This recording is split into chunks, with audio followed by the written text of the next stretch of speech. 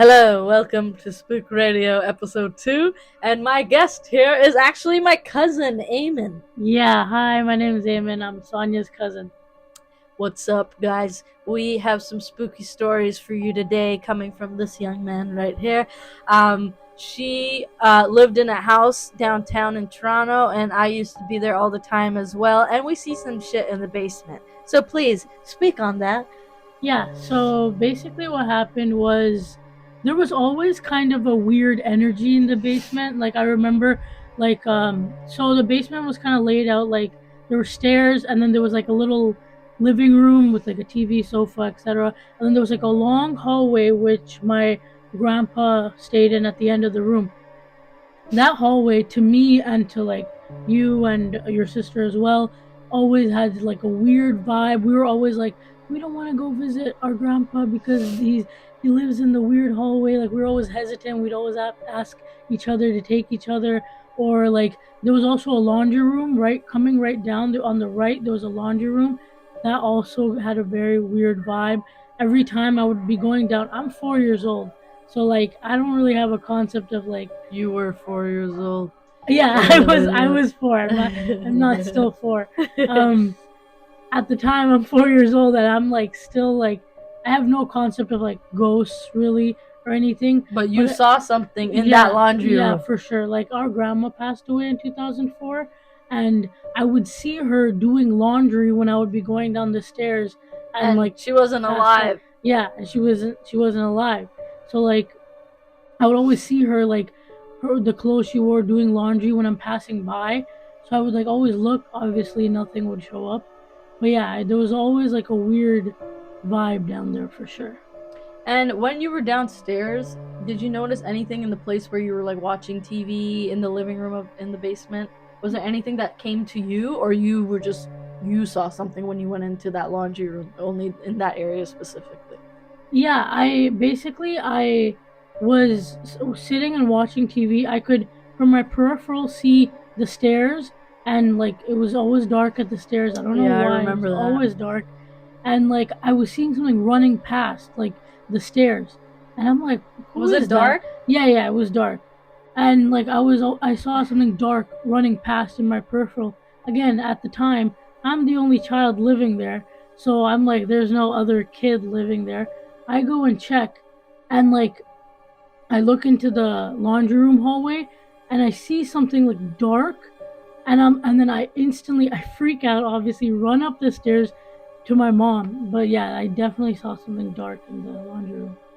That is scary because I remember that dark little area of the hallway in the basement right in front of the laundry room, and I'd be like running like hell just to get to the stairs to go upstairs, because that laundry room hallway is right in front of the stairs to go upstairs and to come down. So every time I went up or down, I'm not even looking and I'm bolting straight upstairs or downstairs. And even you don't go down the hallway. You don't go down the hallway after the living room. There's a dark hallway that is just dark and black, and then there's like a little room at the end where our grandpa slept.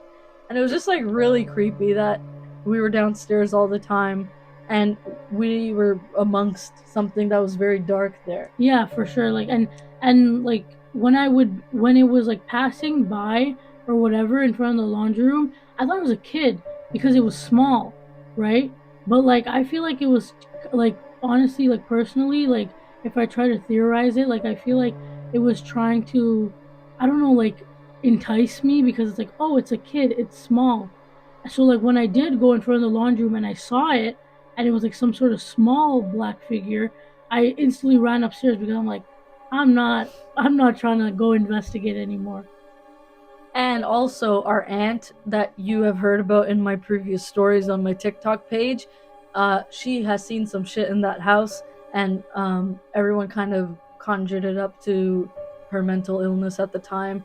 And so it was actually, she was seeing it, I was feeling it. Like a lot of people, even her dad was like, I felt something was there, and he's like a skeptic. So he even saying that was like a big deal. But I remember my aunt saying that she would see some like hag, like a evil, like grotesque kind of thing with like big giant black feet and there was one like in the garage attic, and then she saw her like in the washroom, and then like she would see a lot of things and hear a lot of things, and everyone's like, oh, it's just like her mental illness, but it was actually like, I do believe that she was actually seeing things there. Yeah, for sure. Cause like I remember she would tell us about like even dreams that she would have Mm-hmm. of like our grandma, her mom, Yeah. being up in the attic in the garage and like sewing. Do you remember that dream? I think I like vaguely remember her telling us about it when we were younger. And again, it could have been just a dream, but honestly, like it seemed like whatever was in that house was kind of maybe trying to like be our grandma to possibly, I don't know, like entice her or like Yeah. pull her towards them. That was really creepy because I remember that house just was very sad. I felt like there Yeah. was a lot of sadness, and there was a lot of things going on in that house that carried a lot of like sad energy, negative energy, and there was always like things going on that weren't the best things. Like, Yeah. what was, sorry, my sister's pitching in the corner. What? Seeing like Sania and her face turned Into, yeah, me and my sister, I remember, well, I don't know my sister's specifics, but she can be in the background mentioning it. But what I remember was being in the basement, and I was my grandma, we call her Nani, I was hugging her, like cuddling her. I'm a child, and there's like a mattress on the floor in the basement, and she's cuddling me, and my face is like burrowed in her chest. And I remember just like seeing darkness, and I remember she's napping, but I opened my eyes, and all of a sudden I see like a skeleton that's decomposed, that's been in dirt, like already dead, but like there's like already like a clover, like flower, like green one growing out of the eye, and it's all dirt, and it's like a skull skeleton. And I looked back and I opened my eyes even more, and my grandma's asleep. But that scared me a lot, that I just stayed awake the whole time. But I remember just telling my sister that years later, but she was telling me how she had a dream where she saw that same thing. So that's really creepy. How a lot of things have intertwined, and there's also a lot of connection to my grandma, but I feel like it's all that house that has a lot to do with it. Yeah, for sure. Because she was sick for a long time in that house. She Our was grandma. really, yeah, our grandma. She was really sick for a long time, and it just a lot of sadness in the house, and like even honestly, like the night she died, it was really traumatic and heavy. Like our, I don't know, not to like overshare, but like our moms were like on the floor, beating the floor, crying, and like it was like, and I was four, you were like what, 8, 9? Yeah. So like, and My sister was Sonia's like sister 10. was, yeah, like 10. So like we were young.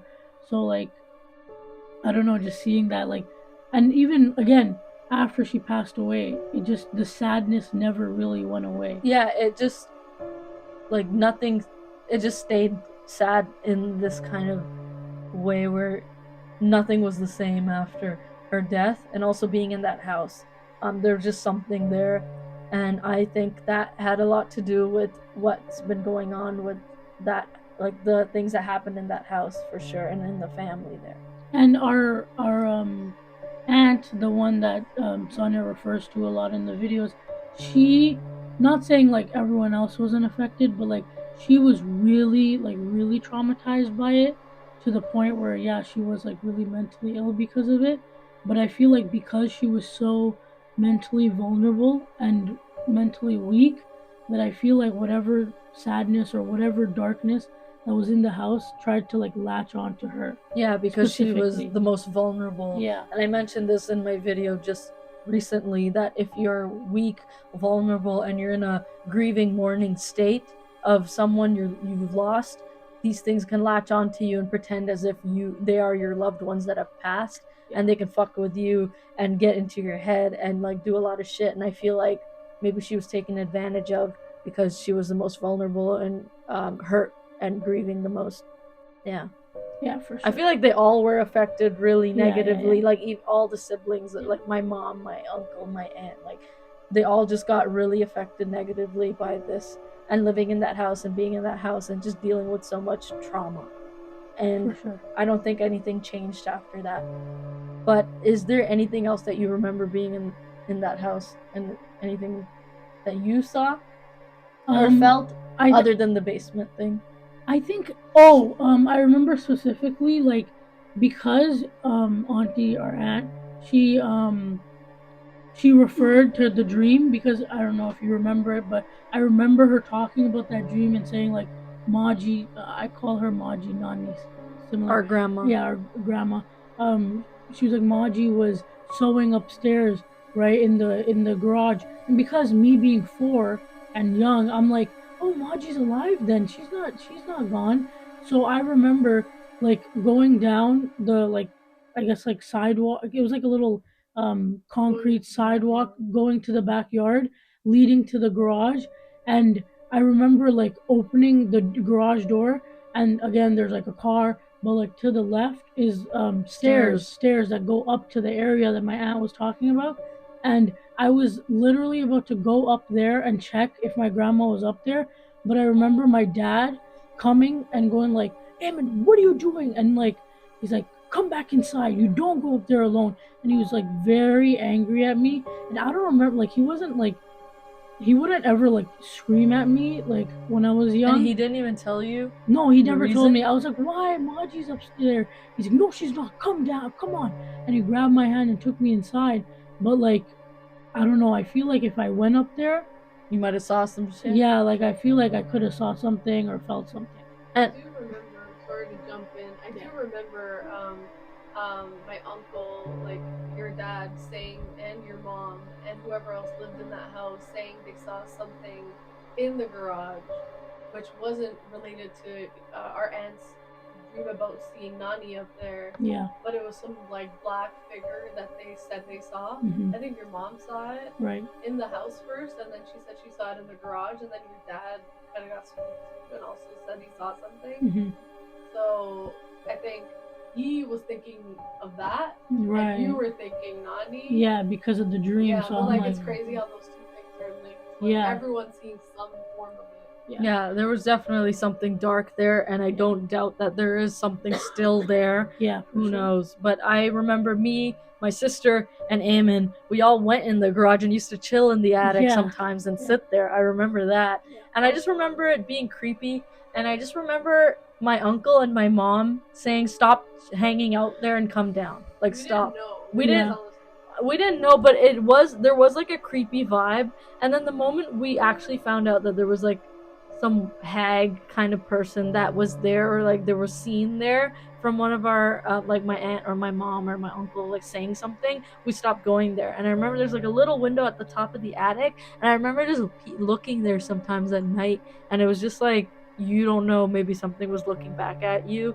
Maybe there was, because there was a time when I looked at the window and I saw something there, like a face, but I was like a kid, so I was like, oh, it's my imagination, or I'm just like trying to see something. But I just remember seeing something like white and like dark, and I never told anyone that, but I just thought it was like, oh, you know, the stories are getting to me, and maybe that's just like a normal thing that people see in there or something, because everyone's seeing it, right? So that's what I remember seeing. Yeah, I had no idea about like my dad or mom seeing anything, because obviously like I'm a kid, so they're not gonna try to scare me or like freak me out. So I had no idea until years later. Like I wish they told me, because then I felt like crazy because I was also seeing it. So like I don't know, I just wish they mentioned it to me, because yeah, like I was like, what is going on? Like, is there like what's going on? Like I don't know what it is. Is Maji still here? Is she tricking me? Like what's going on? But yeah, apparently they were also seeing stuff. I found out years later. And is there any other thing that you feel now? Now, because she moved out, she doesn't live there anymore. Yeah. Now I don't like. I do remember like some instances, especially during like, Maji's like death anniversary.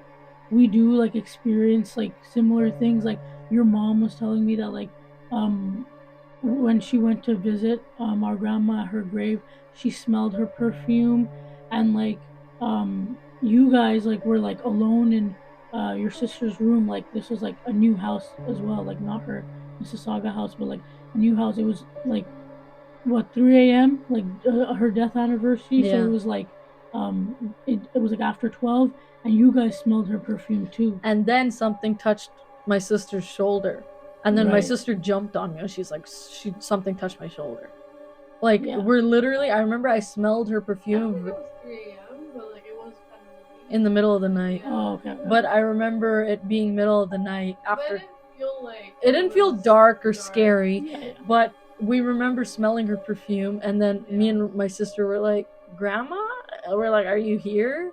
And then my sister's standing in front of me, and I'm sitting down, and then something touched her shoulder, like as if someone was behind her and just touched it like nicely. And my sister got scared because she's like, what the hell, you know? Yeah. And then she jumped on me. She's like, something touched my shoulder, and we're both like, thanks, Grandma.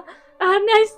Thank you. We love you so much. We miss you. But we're like, you know, but we Yeah. felt really sad. And it was like a sad kind of, like, she misses us. Bittersweet.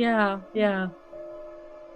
Yeah, so like I do like sometimes on her, especially on like around her the month of her death anniversary, definitely feel her presence like a little bit. Yeah, and smell her perfume. Yeah, like I definitely do. And she like wears a unique perfume. She Mhm. doesn't wear no like It's like jasmine. yeah, like it's not like Very strong jasmine smell. yeah. And I remember a psychic came up to me once and he's like, your grandma knows where you are and you know where she is if you wear perfume and she wears her perfume and you smell like jasmine, she's around. And if you are wearing perfume, she can easily find you. That's what he told me. And I was like, whoa. And he's like, when your mom wears perfume, she can find your mom quite easily and smell her and be with her. Especially like before parties, my mom wears it. So yeah, it's very interesting. Is there anything else you have to say? Oh, also, did you mention to TikTok about what I saw at your Mississauga house or no? No. Oh, okay. So my cousin here has seen something in that Mississauga house that I never mentioned in my TikTok. So here's an exclusive. Yeah, so this is like 3 weeks, like two. It was still very early on that you had moved into that Mississauga house because we were sleeping on like a mattress, not like a full bed. Mhm. And like I wanted to sleep over, and like we like lived really like far, obviously. So like I was like pretending to go to sleep as like every cousin does, and then they're like, okay, just let her sleep over or whatever, right? It's the middle of the night. And for context, her dad, like even now, like sometimes he'll sleep over. He'll come and like turn off the lights, like check in on us and like stuff like that, like make sure everything's good. So he was. That's what I thought was going on, right? It was pitch black, lights were out. It was like I don't know, 2 a.m. or something, and like I woke up because like I heard the door creaking, and I was like a little bit like antsy because I wasn't sleeping in my own bed, so I was a little bit like scared. So I this also like I don't know, like you didn't mention any like sort of like weird things happening, so I had no idea the house was like haunted or anything like that, right? So like someone I assumed her dad came in to check on us at like 2 a.m. and I'm like, and her dad was obviously he's like pretty tall, he's like what 5'10"? Yeah, 5'10". This thing was like fucking 6'8", 6'8". Yeah, shit. like literally like 7 foot and shit. And it was dark, black Yeah. figure, tall. Yeah. And it came and checked on us and stared at us. But I was asleep. My cousin Eamon here saw it and thought it was my dad. Yeah. So like I was like, oh my god, what if he sees I'm not sleeping? So I get under the covers and I'm like pretending that I'm sleeping, and like the door, I can hear the door creaking open because so whatever it is, her dad is like coming in, puts his head like outside, like into the he into the peeked? room. Yeah, he peeked. I don't know. This is the second episode I'm hearing peeking again. Why do they do that? This is the second time. Like Alex in the first episode was like, the thing peeked over and then looked at me. I'm damn, like, why I did didn't they even finish the episode, so I didn't even know. Bro, Like, why do they keep doing that? Like, guys, spiritual world, please stop doing that, please. Oh, and then yeah, and then it peaked, and then I was like, oh my god, like, is he like gonna get mad? Like, is he gonna yell at me because I'm awake at like 2 a.m. I assumed it was her dad again, and then I like put the covers up to like talk to him, to explain to him that I just woke up, and it was gone. I don't like that. Yeah, I don't like that at all. Yeah. This is the second time a black figure has been in our house. And first in Mississauga, and then my mom saw one in my house downtown in Toronto. Some black figure came from my mom saw some shit. But there's she saw a black figure, and I already mentioned this in my TikTok.